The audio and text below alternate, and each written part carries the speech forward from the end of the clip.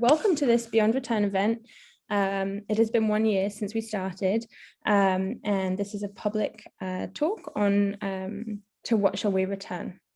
So we set up Beyond Return about a year ago to provide a container for thinking about how to challenge the idea that society should return to normal after the pandemic.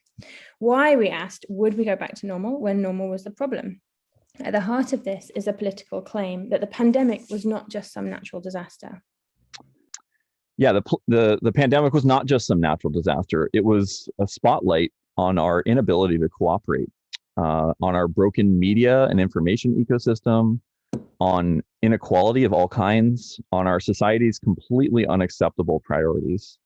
The coronavirus exposed the fragility of many of our vital infrastructures at all scales. So just-in-time global supply chains that run and rely on geographically concentrated manufacturing facilities, privatized for-profit transportation networks, the highly leveraged and financialized economic system, which cannot weather even a temporary interruption in its inexorable expansion, overburdened national healthcare systems, or if you're in the US, lack thereof, governments that traffic in PR rather than in policy and prioritize economic rather than health outcomes, defunded emergency response and public health agencies, state and local agencies that have to compete for federal funding and federal assistance, feeble local communities that lack cultures of mutual aid and solidarity, and our own individual weakened immune systems, which themselves are overtaxed by a myriad of social and environmental stresses and cheap, unhealthy food.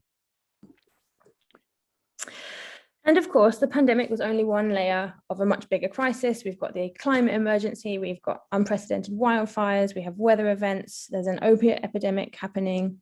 We're seeing rises in gun violence, police brutality, a rise in extremist right-wing terror and hate groups, and all of this alongside a broader denialism about the decline of the American empire. With all of these vulnerabilities and their related injustices, many of us have been asking, why return to a normal that gave rise to this world? Yeah, but the pandemic didn't only expose what was wrong and broken. As many commentators quickly pointed out, in the sort of the forced suspension of normal, it suddenly felt like actually another world was possible. And we started to see all kinds of things coming forth, things that we'd only sort of hoped for, things that we thought were impossible in the past. We saw pollution temporarily clear from the skies. I don't know if any of you saw the incredible photos over China of the smog changing. Greenhouse gas emissions fell. Animals started returning to the cities. People started to receive free money from their governments. You know, previously this seemed like really an extraordinary thing. Cities and states found shelter for homeless populations in novel ways that seemed completely unviable just 6 months before. We found that streets were suddenly closed off to cars and people built their social life out on the streets. People were able to work from home and so on and so forth. Yeah, so the sort of world systems analysis expert, Emmanuel Wallerstein, has argued that it is only really in moments of crisis that you actually have agency to change things. That outside of crisis, you can do relatively giant actions and they can make relatively little difference. But inside of a crisis, you can do really minor things and make a huge difference. And so it's in these moments that the status quo becomes sort of up for grabs. And many, many people felt this agency during the pandemic. There's this sort of massive crack or gap in the facade of what the late Mark Fisher used to call capitalist realism, this idea that it's easier to imagine the end of the world than the end of capitalism, or indeed other structures. And it turns out that the best way to imagine the end of capitalism and these other structures was to find ourselves precisely in a moment where it felt like the world was ending. And if any of you can remember back to about a year ago, as these sort of slogans started to be passed around, don't go back to normal and so forth, Arundhati Roy wrote, "The pandemic is a portal. We can choose," they said, "to walk through it, dragging the carcasses of our prejudice and our hatred, our avarice, our data banks and dead ideas, our dead rivers and smoky skies behind us. Or we can walk through it lightly, with luggage, ready to imagine another world and ready to fight for it." Yeah, so I mean, this is an example of the ways that the way that sort of we saw the pandemic. So we saw the pandemic in this sort of light, and this is why we established Beyond Return, to try to compete for the future in this moment when it felt like the future was actually up for grabs. Right. And so here we are a year later. The pandemic lasted a lot longer than I think many of us sort of hoped or thought it would. And as such, our current sort of life has become its own version of normality. And as it's worn on, the desperation for a return to normal has grown. And so now, as rich countries are slowly emerging from the pandemic at different rates, there's more public rhetoric than ever about returning to normal. And we're starting to see that phrasing and that sort of terminology used all over the place. Yeah, so what seems likely as the pandemic calms down is that people are going to be feeling very anxious and traumatized. Trauma, after all, typically occurs after a desperate situation ends. And anxiety generally produces avoidant behaviors and psychologies. And as the pandemic calms, people's desperation to avoid feeling this snowball of anxiety is likely to manifest in several ways that we're starting to speculate about. And I think it's worth thinking about these when thinking about how to engage in politics in the coming time. So the first is sort of like individualistic pessimism, wherein folks enter into a kind of survivalist self-sufficiency mindset that aims to create sort of protected enclaves and barriers against future threats, but for themselves and for their families, rather than actually trying to fix the system. They just want to protect themselves from the fact that our systems are broken. So here you can think of borders of various kinds, gated communities, fences and walls, bunkers, and remote sort of survivalist outposts. These are likely to grow. And as people seek to sort of create, again, sort of a protected in-group that can sort of protect itself from a sort of threatening out-group. Another likely way that people are going to be dealing with this anxiety is just embrace nihilism, wherein we just give up on improving anything for ourselves or others. We just say, you know what, the world's fucked and I don't care. Another likely way that people are going to deal with anxiety, and there might be crossovers where people are kind of doing some of these at different times or at the same time, is a sort of naive or cruel optimism or denialism, wherein through sort of collective amnesia or telling ourselves comforting tales about where we are, we try to convince ourselves that things are fine now, that we're safe and that everything's fine. People will tell themselves that now that we have the vaccine, or now that there's a Democrat in office, or now that people are taking climate change semi-seriously, or at least talking about it, that everything's fine. Right. And, looking at all of these, whether it's the nihilism, the individualistic pessimism, or the naive, cruel optimism, you'll see that all of these actually just leave the status quo of the world intact. Fear causes us to think generally about ourselves and the people most close to us. And therefore, these various ways of dealing with anxiety, we speculate, that we're up against as we push for a better world. Yeah. So, ways that this is likely to happen. So nihilism is a likely response to a world full of problems and desperate people who don't seem to see the world worth saving. And there's a lot to be pessimistic about. And it's hard to blame people for thinking that there's no hope. But this is why it's important to build spaces and projects, ideally inclusive ones, that create hope and wonder and joy and inspiration and fascination. And we'll talk a bit more about this in a bit. As far as naive optimism is concerned, as we mentioned, this is a big problem.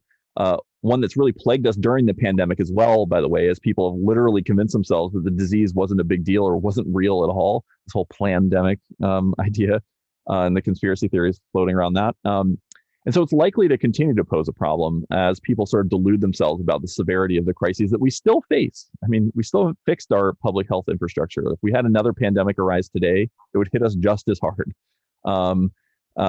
And it's true of environmental catastrophes and so forth. So during the last year or so, luckily though, people have sort of developed a terminology to critique what they've called like toxic positivity, which I think is predicated on this idea by Lauren Berlant about cruel optimism, which is where you have a sort of attachment to things that are actually harmful to you, or you ignore the things that are actually harmful to you. So I think what we need coming out of this pandemic isn't really optimism, but as I mentioned earlier, we need hope. So what some of our friends have been calling sort of existential hope. So optimism says that everything is fine, is now fine. Hope says that things can be better or things can be great. And I think it's really important drawing that distinction. We need an understanding of reality that takes potentiality more seriously than actuality, that looks for positive scenarios for the world and all of its people, and perhaps non-humans as well, rather than building protected islands and fortresses and enclaves. Yeah, so as we mentioned, another thing we're up against right now is just the forgetting, sort of a general amnesia. And I think one of the main lessons that we've learned from history is how quickly and thoroughly we tend to forget the lessons and the traumas of the past. We sort of often tend to fail to update. And as the emergency of the pandemic fades out of sight, there's just going to be a lot of pressure to put it out of our mind as well. As it continues to ravage poor countries, we're seeing India really going through it right now. Countries that can't afford relief programs or access to the vaccines. But as the pandemic recedes, we won't and we cannot forget. We cannot forget the lockdowns. We cannot forget the soaring deaths that were so preventable, the refrigeration trucks that turned up in New York, the mass graves that were assembled. We cannot forget the other problems either. The endless string of police killings and brutality, the mass shootings that have returned with the reopening of public spaces. We cannot forget the power outages and floods and the weeks of hazy skies when our cities look like a scene out of Blade Runner. And nor can we forget the audacious hope we felt in these dark moments that things could actually be different to how they are. I think I really want to sort of encourage people to anchor themselves in that early pandemic moment where we were like, oh, what's going to happen? Maybe there are new possibilities. The Guardian just posted an article about how the pandemic has radicalized Gen Z, which was very interesting. A quote from there: the young were ordered to put their lives on hold to predict a generation that had already lived theirs. If that had been accompanied by money, support, and above all, some gestural sympathy towards the socially liberal views and culture of the under 24s, that blow might have been softened. In these testimonies, the leitmotif is uncertainty. They are ready to believe, as one respondent puts it, the world could end tomorrow, that civilization could collapse, that the current system is held together with tape and toothpicks, and that the present is as unpredictable as it is monotonous, which I think is like, oh, right, like really sort of it hits me in the stomach. Yeah. I'll put the link to that Guardian article in the chat. So onto our meta strategies. So thinking about Beyond Return's like broad sort of like approach. Right, because that's sort of our critique right there. Yeah. Right. The present moment then offers like kind of like a very fertile soil for changing narratives and shifting common sense in everyday people. And this requires a clear strategy about how to do that. Yeah, so there are a few main overarching theories of change that we've been playing with. So on the one hand, there are those who insist that the only way to change the world is to struggle, to really push and pull and to make demands on the political system and existing institutions. And I think this is embodied by, the Mario Savio quote from his 1964 speech in front of Sproul Hall in Berkeley, when he said, "You've got to put your bodies upon the gears and upon the wheels, upon the levers, upon the apparatus.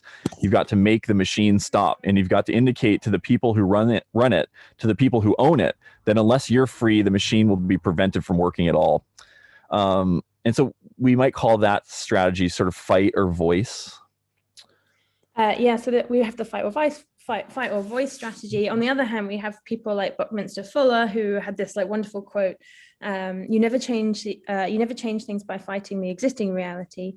To change something, build a new model that makes the existing model obsolete." And I know for myself, this has been a sort of like key driving force, but this sort of seems in opposition to the fight or voice model. We call this sort of like Bucky Fuller sort of approach build or exit. Yeah, and then there's still another one that contrasts with both of these, which I think Fuller's quote actually begs the question of, which is, how do we actually know what to build? And so Lucille Clifton famously stated that we cannot create what we can't imagine. And so we might call this strategy imagine. It's more sort of oriented toward utopian thinking. And I think, people doing sort of justice work or future work tend to sort of lean into one of these approaches. And here we're saying, which of these do we advocate for, fight, build, or imagine? The answer is all of the above, and that these things actually reinforce each other and are complementary strategies that are much sort of stronger together. Yeah, and this is really important for a few key reasons. And this being, embracing all of these as sort of self-reinforcing strategies. So first of all, we're seeking to avoid getting endlessly bogged down in the sort of stalemate of political gridlock and battlegrounds and oppositional identity formations that fighting without imagining or building sort of brings about. Yeah, we're really seeking to avoid the short-sighted myopia of hyper-focused single-issue advocacy politics, people just advocating for themselves, for their own interest groups, people saying like, oh, well, I stand for blah, blah rights because I'm a blah, blah person over everybody else, for example. Too often our struggles in social justice and in their dire urgency are unable to imagine a bigger picture. Though, of course, there are many people trying to do the work of integrating these things. Such a way of doing politics can never really build a future because it cannot imagine a we whose interests look different from the ones that define our struggles and desires today.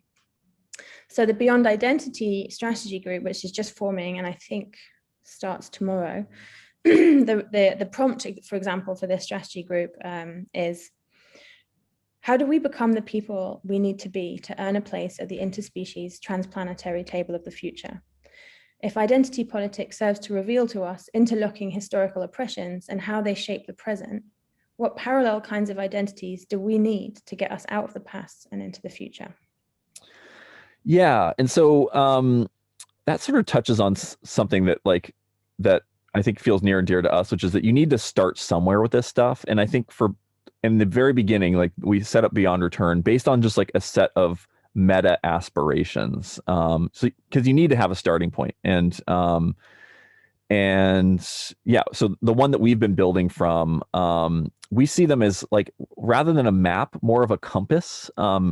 There's sort of these broad abstract ideals that are oriented toward the future. And it's in this sense, they sort of resemble what Frederick Jameson calls a utopian impulse rather than a sort of fully elaborated or fleshed out utopian program.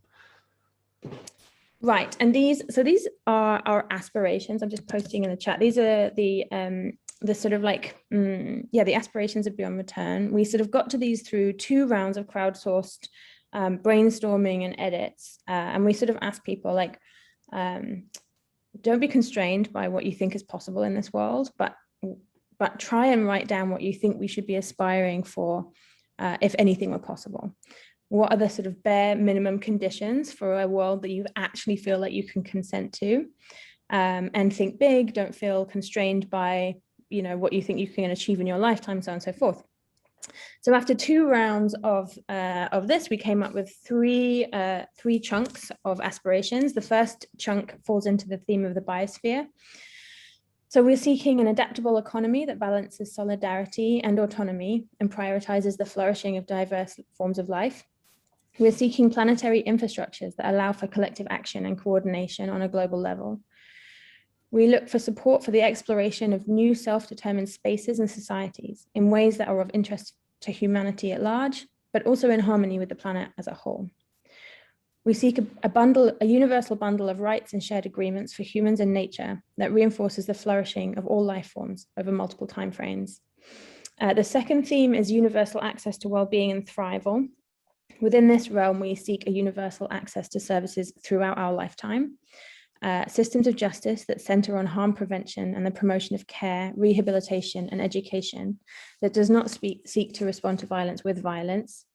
And lastly, freedom from involuntary labor for human and animal life forms where possible. I know each of these is a really big thing to aspire for, but the last section is the sociosphere. Here we seek a world where all humans are valued, irrespective of age, phenotype, form, or identity, where our histories need not determine nor limit access to our futures. We seek collective and mutually assured autonomy, a world in which individual and collective self-determination is the foundation for coordination between and amongst species. The right and means to a good life, irrespective of one's ability to contribute. The focus of just distribution of goods and services, minimizing the gap with the have-mores and the have-lesses. Yeah, so that is the sort of set of abstract ideals that have been our sort of compass or our starting point that we've been sort of using. And those are unlikely to change a whole lot, not by much anyway. But I think we need more than a compass. And so Beyond Return, I'm gonna get a bit more into the structure of like what Beyond Return is and how we've sort of sought to act on the world. Because values are great and all, but we need to actually intervene. So one thing that's really important is that people want to have a clear sense of like how things can change concretely. in the world and in their lives. And this is where our sort of strategy groups have come into play. And strategy groups concern themselves with sort of the concrete dimensions of the world and areas of everyday life and seek to generate new visions for how these could look, feel, and be. I just posted a little link with a map of these. I haven't updated them. There's probably about 5 more to add, but these are the strategy groups. So the strategy groups are working on producing the visions and aspirations that are the maps for getting us for the present day towards our aspirations. And these are sort of autonomous research pods. They form around a sort of set of interests and investigate, explore, and research whether a certain strategy works to get us towards one of these aspirations. And we've seen a bunch of them form this year. We have Beyond Speciesism, which some of you have been to some of the talks, Beyond Gender, Beyond Nation States and New Sovereignties, Planetary Mindset, Beyond Prisons, Beyond Identity, Beyond Growth, Beyond Work, Beyond Ownership, Beyond Capitalism. We have Urban Futures. We had a UBI group, and Commons and Commonwealth. So there's a bunch of all of these, and they're all researching independently ways to get to our aspirations. Yeah, so each of these strategy groups then operates on this strategy that I was talking about earlier, where you're in this sort of iterative loop between building, making political demands, and then imagining sort of utopian futures. And those things really informing and reinforcing each other. So kind of putting all 3 of those theories of change into practice at the same time. Okay, so I think we've sort of talked a little bit about the theory of how we can sort of like shift society and shift society's aspirations. But we're just going to focus on one of the research groups to give you an example of how these things play out and what it looks like. So we're going to look at the Beyond Prisons group. So this group assembled probably at the beginning of last year, hosted a series of salons, invited a bunch of experts to come and talk to us, did a bunch of reading, and really tried to do the research to work out what are the steps that lead to the imagine, build, demand loop, and what are some steps that the average person can take today to get those going. So the Beyond Prisons group asks themselves the same question all strategy groups ask themselves as they work. What kind of world are we birthing in the things that we are doing? So what does our doing do, basically? Who should be listening to or who should we be listening to and or listening from and learning from? Who has been studying and or succeeding at this for a long time? Obviously, tons of people have been making headway and chipping away at some of these structures and imagining futures in these ways. So learning from them rather than trying to reinvent the wheel. Where is the wisdom, and who are the strong voices and or authors to elevate and to learn from? Yeah. So in this imagine prompt for this group, we really listened to the voice of Mariembe Kamba, who's a big abolitionist voice. So they say, I'm actively working towards abolition, which means I am trying to create the necessary conditions to ensure the possibility of a world without prisons. And so our sort of imagine prompt was, we want a society that centers collective freedom and justice over profit and punishment. Carceral systems do not provide adequate housing, proper mental health treatment, or the means to a good life, nor do punitive systems keep us safe. We strive for a world where we focus our energy on harm prevention through ensuring that all humans have access to what they need. Yeah, so basically here what we're sketching out for you is like how this one strategy group is approaching this iterative loop of sort of imagine, build, and demand. So that was imagine, what we've just described. And so here's how that strategy group has been approaching building or prefiguring. So the strategy groups all have to ask themselves, where do your utopias already exist? Are there any microcosms, prototypes, or living examples, places where maybe people are temporarily changing the rules of things? So looking to different countries, different times, different cultures, and so on for examples here. We then look for opportunities to actually build and experiment with alternatives ourselves, or in our communities, or in ways that like we ourselves can like play a part in like creating them. Alternatives that, if only temporarily or partially, transform our reality into something better and more utopian. And by experiencing and even living in these changes, we demonstrate both to others and, crucially, to ourselves that another world is possible. Yeah, so I think, I'm an abolitionist and I really do a lot of work in this field, but people often say okay, it's all well and good, Zarinah, saying decarcerate, but what are you going to do instead? And I think they're really onto something. We can't just sort of uphold these principles without actually providing viable alternatives. And so I think the prefigure prompt is a really important one. So the two examples that we came up with here when asking to sort of point to examples of utopian prototypes of these things was Marinaleda in Spain. So where Eric and I visited this place a few years ago. So this is a town in southern Spain. There's about 3,000 people in this town, and they have eliminated the need for police by ensuring that every resident has the access to housing, a basic income, and the means to thrive. And so they haven't had police enter this town for a really long time. And we sort of tried to ask what other forms of process they have for when harms are done, but we didn't really get answers. But nonetheless, they have found a way through prevention to do away with needing the police. And it's been that way for a long time. So the second is a place called Cherán in Mexico.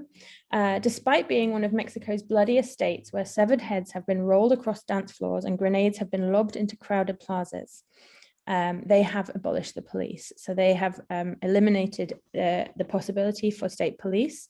In July, there were over 180 murders in the state, the highest number for nearly a decade. And in the communities not even 10 kilometers away, stories of kidnap, extortion, and murder are commonplace. However, despite their abolishing police entry into this location, that was before they abolished the police, by the way. Yeah. In the last year, there have been no murders, no kidnaps, and no disappearances. And so they have successfully prototyped an alternative to state police. And we also point to a bunch of other examples. So the Bay Area Transformative Justice Project, Critical Hedonisms, which is an effort to look at sort of more just forms of distribution of care and desire. The Alternative Justices Project, which is a transformative justice project working on sexual assault and domestic violence. Oakland Power Project. There's many of these that we point out. And so there are people prototyping other alternatives all over the place. Yeah. And just to say, all these different projects, they don't claim to be under the banner of Beyond Return. Some of them are peopled by people from Beyond Return or started by people from Beyond Return. Many of them involve people that aren't part of Beyond Return at all. And so I think Beyond Return sees itself as doing these prefigurative projects, not under its own banner, but under the many other banners. First of all, to not be super territorial about everything. We don't want it to be something that tries to colonize everything, make everything, oh, this is Beyond Return, that's Beyond Return, it's some kind of brand. But also, I think that there's doing that we can do in the world that doesn't need to immediately align with a sort of meta strategy or the set of aspirations that we have in Beyond Return. Not everything needs to tie back to that. And so we are totally comfortable with going and supporting other people who just want to set up things that inch us close to the kind of world we want to see. And many of these projects do that. So all of these are ways of prefiguring and sort of prototyping the kind of world that the Beyond Prisons group is sort of seeking. And these are sort of proof of principle projects that seek to show that these things can actually work. So the next category, so we've gone through imagine, we've gone through build/prefigure. And the next category is demand and or defend. So consider the present day. What legal rules, economic systems, and social norms are standing in the way of what we want to bring about? How are they undermining our utopias? How are existing structures undermining the utopias we want to see in the world? Given the world that we want to manifest, and what the world we want to manifest, we have to ask ourselves, what is the sort of action step that we can take today that can serve as sort of directional demand of these existing institutions to try to change the way that they operate? And this includes what you might call non-reformist reforms. So that is to say, reforms which actually advance or move us towards a radical transformation of society rather than making the current version of society work better, as reforms often do, to shift us in our structures sort of irrevocably, sort of towards a fundamentally changed society. I just saw your question, Matt. It's Marinaleda. Let me take it out. There's a really good book called The Village Against the World. By verso, I think. Yeah, it's really, it's also, I don't want to gentrify, but it's really worth going to see it. It's really amazing. So Eric talked about the sort of demand and defend, which is the last piece, which is a sort of like voice part of our strategy. So for the Beyond Prisons group, we can imagine another world, we can point to examples where things are different, but what are we going to do today that's going to change? And so the thing we asked for was campaigning for defund the police and decarceration and investing in alternative modes of harm prevention and response. At the time, at the beginning of COVID, the strategy group was demanding that we defend the rights of those incarcerated, especially during COVID-19. It was really just a terrible health crisis. We also called for people to defend the rights of those who are incarcerated to vote. There were some really wonderful campaigns going on there. And so over the year, this group has had a number of defend and demand actions that it has called for. The one that's been most successful was an attempt to shut down 850 Bryant, which is County Jail number 4 in San Francisco. Just to paint a sort of picture, so this was a small action in a very local place that shut down 850 was the hashtag that was related to a larger project, which was called No New Jails San Francisco. And that is related to a larger project, which was a nationwide abolitionist project called Critical Resistance. And so you could start to see that this small action of shutting down 850 fed into this much larger project, which was a national one. And so we sort of painted the picture and we said, this is the small action you can take today. This is how it fits into the meta strategy. And it was successful. So 850 Bryant County Jail number 4 was shut down during the pandemic, certainly not due to Beyond Return's efforts, but due to huge number of activists over the years, but it was successful. Yeah, so just to zoom out, so we've given these sort of the way that these three, building, imagining, and demanding, how they sort of work together within the strategy group. And I think it's worth pointing out that, if you're to just do any one of these in isolation, it would be a bit, it could be a bit short-sighted or ineffective, but doing them all together actually creates a much more powerful picture. All right. If you're just demanding, abolish the police, and that's all you're saying. And I think, people stating that and making that demand got a lot of flack because people are like, well, what are you going to replace it with? Well, if you're connected to people who are already experimenting with alternatives, that's way more powerful. And then also connecting that whole thing to a vision for the kind of world we want to see, and letting that feed into the kind of world that we can even imagine for ourselves, because we see some small version of it sort of occurring now. So our strategy groups, all of our strategy groups, not just this one, try to bring all these modes into one place and to let these feed into each other. And the more we build, the more we can imagine. And the more we can imagine, the more intentional our building becomes. And as we gain a growing vision for what the world could be like, and indeed begin to build in that direction, we feel empowered to make demands upon existing institutions, demands that are informed by our building and our imagining. So just to summarize now, and sort of to roll into something of a conclusion for this before we open up to discussion, we've got this sort of theory of change. And so that's sort of trying to shift common sense and becoming a we that we aren't already through this iterative loop of build, imagine, demand. So building prefigurative projects that change our sense of what's possible, imagining future scenarios, institutions, and cultures, and making demands that increase our sense of power and push existing institutions and processes to resemble the futures we want to see in the world. And this is what each of our strategy groups does, as I mentioned, while remaining tied together in a sort of collaborative embrace with other strategy groups, and sharing this core set of values or aspirations, this sort of abstract utopian impulse, as it were, and using that as a compass, again, rather than a map that points toward a future that we'd like to see.